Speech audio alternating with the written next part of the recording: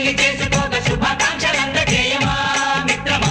ఆపలేని స్వేచ్ఛ ఉంది, అందినంత ఛాన్స్ ఉంది, అందుకోర పుత్రరత్నమా నేస్తమా. జీవితానికే అర్థం ప్రేమని మరిచిపోదు మా యవ్వనమే.